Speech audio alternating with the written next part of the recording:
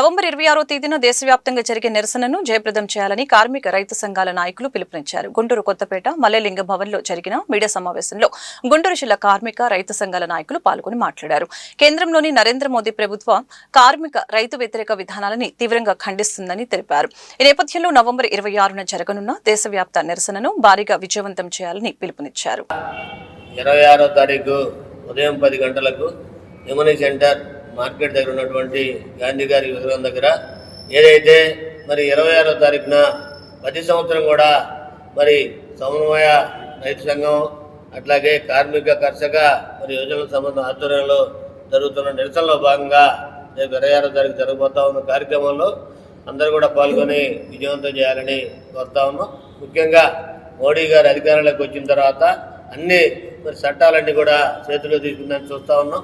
ఓ పక్క మరి నల్ల చట్టాల పేరుతోటి 3 నల్ల చట్టాలు ఏదైతే తీసుకొచ్చారో 3 నల్ల చట్టాలని రద్దు చేయాలని మరి రైతులంతా కూడా ఢిల్లీని దిగ్బంధం చేసిన తర్వాత సంవత్సరం తర్వాత ఏదైతే చట్టాలు తెచ్చారో చట్టాలని రద్దు చేస్తామని చెప్పాడు తప్ప ఇప్పటికి కూడా పూర్తి స్థాయిలో ఆ చట్టాలను రద్దు చేయని పరిస్థితి కనపడతా ఉంది. ఓ పక్క రైతు ఉద్యమం కొనసాగుతూనే ఉంది. రెండో పక్క మరి ఏదైతే పోరాడి సాధించినటువంటి 29 కార్మిక చట్టాలను మరి ఒక పెన్నుపోటుతోటి మరి పార్లమెంట్లో మరి మందబలంతో మరి జీవోని ఇవ్వటం జరిగింది. దాన్ని నిలుపుదల చేయాలని కార్మిక వర్గంతా కూడా మరి కోట్లాది మంది రోడ్డు మీదకి వచ్చినా కూడా దాని బీజేపీ అనుసరిస్తున్న కార్మిక కర్షక రైతాంగ విధానాలకు వ్యతిరేకంగా నవంబర్ 26వ తారీఖున దేశవ్యాప్తంగా 11 ప్రజా సంఘాలు రైతు సమన్వయ సంఘాలు కలిపి దేశవ్యాప్తంగా నిరసన చేయబోతా ఉన్నాయి. బీజేపీ అధికారులకు వచ్చిన తర్వాత 29 కార్మిక చట్టాలను రద్దు చేసి 4 లేబర్ కోడ్లు ప్రవేశపెట్టడానికి రంగం సిద్ధం చేసుకుంది. ఆ పోరాట రంగంలో అన్ని ప్రజా సంఘాలు రైతు సమన్వయ సంఘాలు సుమారు 4-5 సంవత్సరాల నుండి పోరాటం చేస్తున్నా కూడా బీజేపీ ప్రభుత్వం ఎక్కడా కూడా చేమకుట్టినట్టు కూడా లేకుండా వ్యతిరేక విధానం అవలంబిస్తూ ఉంది.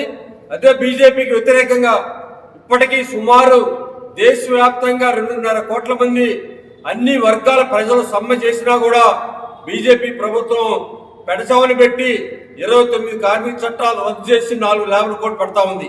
ఈ 4 లేబర్ కోడ్ల వల్ల ఉద్యోగ సంఘం సుమారుగా 200 సంవత్సరాలు పైన భారతదేశాన్ని బ్రిటిష్ తెల్లదారులు పరిపాలించి దేశ సంపద మొత్తం కూడా దోచుకొని పోయిన తర్వాత భారతదేశంలో స్వతంత్రోద్యమం తీవ్రస్థాయిలో జరిగిన క్రమంలో స్వతంత్రం వచ్చిన తర్వాత సుమారుగా 7 దశాబ్దాలు జీరో నుంచి స్టార్ట్ అయినటువంటి మన భారతదేశం అభివృద్ధి మెట్టు ఒక్కొక్క ఇటుకు పేర్చుకుంటూ అనేక ప్రభుత్వ రంగ సంస్థలను ఏర్పాటు చేసినటువంటి ఈ 6 దశాబ్ద కాలంలో ఉన్నటువంటి ప్రధానమంత్రులు కానీ ప్రభుత్వాలు కానీ ప్రభుత్వ రంగ సంస్థలు మొత్తం కూడా ఈ యొక్క ఇండియా కూటమి ప్రభుత్వం వచ్చిన దగ్గర నుంచి మరలా ఏదైతే బ్రిటిష్ వాళ్ళు ఆనాడు భారతదేశ సంపద మొత్తం కూడా దోచుకొని పోయారు, దానికి ఏమాత్రం కూడా తీసిపోకుండా ప్రజల సంపద మొత్తం కూడా కూడబెట్టినటువంటి ప్రభుత్వ రంగ సంస్థలని ఒక్కొక్కటిగా లాభాలు ఉన్నాయి కూడా తీసుకొని పోయి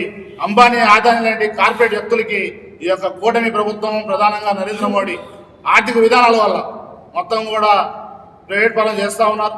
కార్పొరేట్ వ్యక్తులకి దాసోహం చేస్తూ ఉన్నారు. దాన్ని తీవ్రంగా వ్యతిరేకిస్తూ నవంబర్ 26వ తేదీన పెద్ద ఎత్తున దేశవ్యాప్తంగా కేంద్ర కార్మిక రైతు యొక్క ఆదాయాన్ని రెట్టింపు చేస్తానని ముఖ్యంగా ప్రతి సంవత్సరం 2 కోట్ల ఉద్యోగాలు ఇస్తానని చెప్పి ఎన్నికల ప్రణాళికల్లో చేర్చి దేశ ప్రజలకి వాగ్దానం చేసిన మోడీ ఇవాళ ఏమైతే చెప్పాడో ఆచరించకపోగా పబ్లిక్ సెక్టార్లో ఉన్న అన్నీ కూడా ప్రైవేట్ పరం చేస్తున్నాడు. లాభాలతో కూడిన అనేక పరిశ్రమలు ఎల్ఐసి, జిఐసి, బ్యాంకులు, పోర్టులు, రైల్వేస్ అన్నీ కూడా రోడ్లు మొత్తం ఆఖరికి ఎయిర్ మొత్తం కూడా ప్రైవేటీకరణ చేస్తున్నాడు. ఆనాడు కాంగ్రెస్ ప్రభుత్వం కీలక పరిశ్రమలని కీలక రంగాలను తన గుప్పెట్లో ఉంచుకుంటే రక్షణ రంగం కానీ, విదేశ రంగం కానీ, ఆర్థిక రంగం కానీ ఈ సహజంగా ఏ ప్రభుత్వాలైనా స్ట్రాంగ్గా ఉండాలంటే ఇవి కేంద్ర ప్రభుత్వం చేతిలో ఉండాల్సింది. వాటిని నిర్వీర్యం చేస్తూ, అన్ని వ్యవస్థలను నిర్వీర్యం చేస్తూ, ప్రశ్నించిన మేధావుల్ని ఎక్కడ